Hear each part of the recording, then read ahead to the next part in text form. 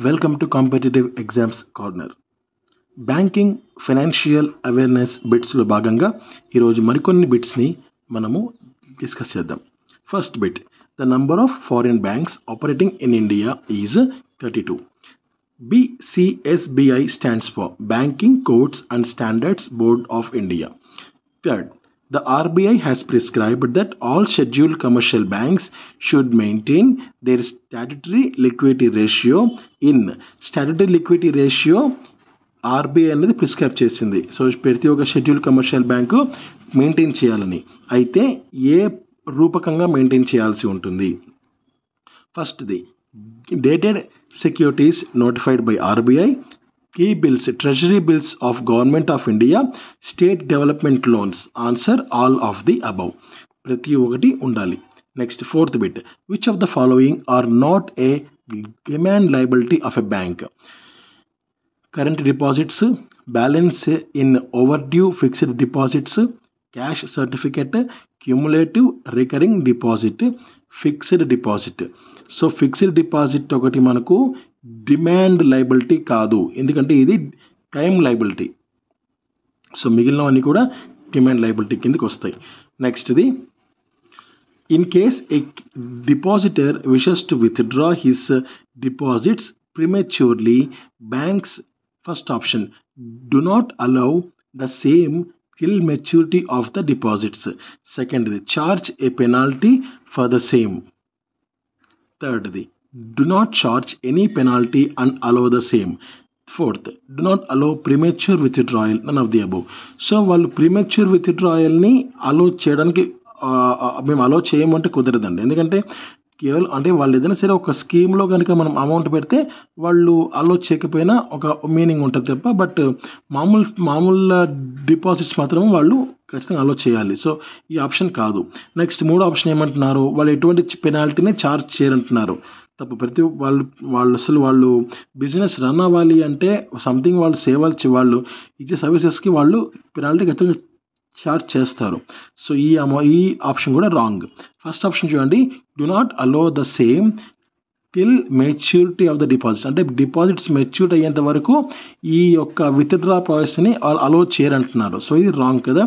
So మనకు charge a penalty for the same, ఈ యొక్క విత్డ్రా ప్రాసెస్ మేము చేస్తాం బట్ మీరు కొంత పెనాల్టీ మాకు ఇవ్వాల్సి ఉంటుంది అని వాళ్ళు పెనాల్టీ వాళ్ళు ఛార్జ్ చేస్తారు. ఇదే ఆప్షన్, కరెక్ట్ ఆప్షన్. నెక్స్ట్ ఇది sixth question, assets with the banking system include balances with the banks in current account, balances with the banks in notified financial institutions in other accounts, and balances made available to banking system by way of loans, deposits repayable at call or short notice of a fortnight or less, loans other than money at call and short notice made available to the banking system. So answer is all of the above. Next question చూద్దాం.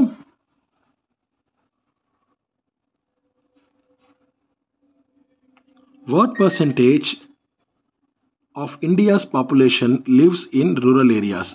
65% to less than 70% మంది rural ఏరియాస్లో, భారత జనాభాలో దాదాపు 70% దాకా rural ఏరియాస్లో జీవనాన్ని కొనసాగిస్తున్నారు.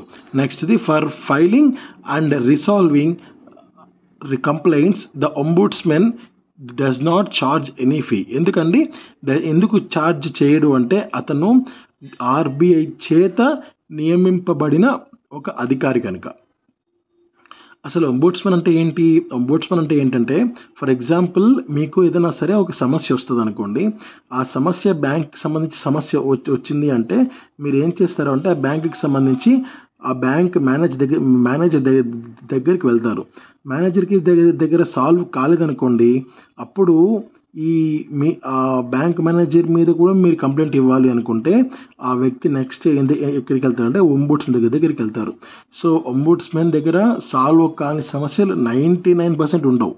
సో అలా కాని సమస్యల్లో మనకు reserve bank of India deputy governor గారే మనకు మన సమస్యని పరిష్కరించే అవకాశం ఉంటుంది. బట్ అంతవరకు కూడా ఏ ఒక్క సమస్య కూడా వెళ్ళదు అంతవరకు. సో 90% బ్యాంక్ మేనేజర్ సాల్వ్ చేస్తాడు. 90 ఇది కాని పక్షంలో ఇంకా ఇక్కడే 100% సాల్వ్ అయిపోతుంది అనమాట ఇష్యూ. సో అప్పుడు అంబుడ్స్మన్ అనే కేటగిరీ లైవ్లోకి వచ్చింది. సో ఇతను ఎటువంటి ఫీజుని ఛార్జ్ చేయరు మన కంప్లైంట్స్ని రిసాల్వ్ చేయడానికి. So next question, the banking ombudsman scheme is introduced under section 35A. ఇది చాలా ముఖ్యమండి. సెక్షన్ 35A ప్రకారంగా అంబుడ్స్మన్ స్కీమ్ని, బ్యాంకింగ్ అంబుడ్స్మన్ స్కీమ్ని మనకు రిజర్వ్ బ్యాంక్ ఆఫ్ ఇండియా తీసుకొని వచ్చింది. ఇది కూడా బ్యాంకింగ్ రెగ్యులేషన్ యాక్ట్ 1949లో భాగంగా సెక్షన్ 35Aలో భాగంగా మనకు బ్యాంకింగ్ అంబుడ్స్మన్ స్కీమ్ అనేది మనకు ఉందన్నమాట. ఇది ఆర్బీఐ ఇంట్రడ్యూస్ చేసింది విత్ ఎఫెక్ట్ ఫ్రమ్ 1995. ఈ ఒక్క బిట్లోనే మనకు 3 బిట్స్ ఉన్నాయి. నెంబర్ 1 1995లో ఇంట్రడ్యూస్ చేసింది. నెంబర్ 2 బ్యాంకింగ్ రెగ్యులేషన్ యాక్ట్ 1949ని బేస్ చేసుకొని చేసింది. నెంబర్ 3 సెక్షన్ 35A ప్రకారంగా సెక్షన్ 35Aలో బ్యాంకింగ్ అంబుడ్స్మన్ స్కీమ్ని ఇంట్రడ్యూస్ చేసింది. అండ్ నెంబర్ 4 ఇది ఆర్బీఐ ఇంట్రడ్యూస్ చేసింది. Okay, and number 6 next does not charge. Then ఈ అంబుడ్స్మన్ గారు ఎటువంటి ఫీజుని ఛార్జ్ చేయరు మన యొక్క కంప్లైంట్స్ని రిజాల్వ్ చేయడానికి. సో ఈ అంబుడ్స్మన్ అనే ఒక చిన్న వర్డ్లోనే మనకి ఎన్నో బిట్స్ ఇక్కడ మనకు కనపడుతున్నాయి. తర్వాత ombudsman is a senior official appointed by the RBI. ఇందాక చెప్పాను కదా, ఆర్బీఐ వాళ్ళే అపాయింట్ చేస్తారు అంబుడ్స్మన్ గారిని. నెక్స్ట్ది which banks are covered under the banking ombudsman scheme 2006. So ombudsman scheme ఏ బ్యాంక్స్ కవర్ అవుతాయి అంటే మనకు కమర్షియల్ బ్యాంక్సా, regional rural banks, schedule primary cooperative banks, all 1, 2, 3. దీనికి ఇవేవి కూడా కాదండి. సో దీనికి ఆన్సర్ అంటే ఆల్ బ్యాంక్స్, ఎవ్రీ బ్యాంక్ కూడా ఇందులో కవర్ అవుతుంది. ప్రతి ఒక్క బ్యాంక్, మీకు ఏ బ్యాంకులో సమస్య వచ్చినా సరే మీరు ఆ బ్యాంకులో మీరు ఎంత ప్రయత్నించినా ఆ సమస్య సాల్వ్ కాకపోతే అంబుడ్స్మన్కి మీరు అప్లై చేసుకోవచ్చు. తర్వాత in case of a depositor is a sole proprietor and holds deposits in the name of a proprietary concern as well as in the individual capacity, the maximum insurance cover is available up to 1 lakh. Okay, next question, banks give contracts to third parties in order to manage support services like banks అన్నవి కొన్ని కాంట్రాక్ట్స్ని third పార్టీస్కి ఇస్తుంది. ఇంతకీ ఇక్కడ third parties అంటే ఏంటంటే కొన్ని విషయాలు బ్యాంక్స్ ఇన్వాల్వ్ అవ్వవు. ఫర్ ఎగ్జాంపుల్ మనకు ఏటీఎం ఉంటుంది. ఏటీఎంలో కొన్ని ఏటీఎంస్ మీరు అబ్జర్వ్ చేస్తే ఒక జపాన్ కంపెనీకి సంబంధించిన ఒక ఇమేజ్ ఉంటుంది. ఇంకొన్ని రీసెంట్గా వేరే ఏటీఎంస్ ఉన్నాయి. అంటే ఆ ఏటీఎంస్లో కూడా కంప్లీట్గా స్టేట్ బ్యాంక్కి సంబంధించిన ఏటీఎంస్ చాలా తక్కువ ఉంటాయి. వేరే కంపెనీస్కి సంబంధించిన ఏటీఎంస్ ఉంటాయి అన్నమాట. అండ్ రీసెంట్గా ఇండియా వన్ అనుకుంటాను, ఐ థింక్ ఇండియా వన్నే. సో వాళ్ళు ఈ ప్రతి ఒక్క బ్యాంక్కి సపోర్ట్ చేస్తారనమాట. అక్కడికి వెళ్ళి మనము ఏటీఎం కార్డ్ పెడితే ఏ బ్యాంక్కి సంబంధించిన అకౌంట్ అయినా సరే మనకి అది డిస్ప్లే అవుతుంది, మనం చేసుకోవచ్చు. సో అలా అంటే అవన్నీ థర్డ్ పార్టీస్ అనమాట. సో అంటే ఏటీఎం సర్వీసెస్ని వాళ్ళు థర్డ్ పార్టీస్కి ఇచ్చారు. ఎందుకు? వాళ్ళ సర్వీసెస్ని సపోర్ట్ చేయడానికి. వాళ్ళకు కాస్త కమిషన్ ఉంటుంది, వీళ్ళు కాస్త కమిషన్ ఇస్తారు. అండ్ వీళ్ళ సేవలు కూడా పర్ఫెక్ట్గా వర్కౌట్ అవుతాయి. సో అలా బ్యాంక్స్ అన్నవి థర్డ్ పార్టీస్కి ఏ సర్వీసెస్ని ఇచ్చారని ఇక్కడ చెప్తున్నారు. ఇక్కడ ఆప్షన్స్ మనం అబ్జర్వ్ చేస్తే, so call support services, credit card processing, help desk support, credit కార్డే కాదు debit card processing. So next తర్వాత ఇప్పుడు బ్యాంక్స్లో ఈ మధ్య స్టాఫ్ పెద్దగా ఉండట్లేదు. సో ఆ ఏటీఎం కాదు, ఈ బ్యాంకుల్లో కూడా స్టాఫ్కు సపోర్టివ్గా కొంతమంది నార్మల్ వర్క్స్ చేసే కొంతమంది ఎంప్లాయీస్ని కూడా ప్రైవేట్గా రిక్రూట్ చేసుకుంటున్నారు. సో ఆ విషయంలో కూడా వాళ్ళు థర్డ్ పార్టీస్ హెల్ప్ తీసుకుంటున్నారు. సో అది కూడా దీంట్లో ఇంక్లూడ్ అవుతుంది. సో ఇలా all of the above is the answer.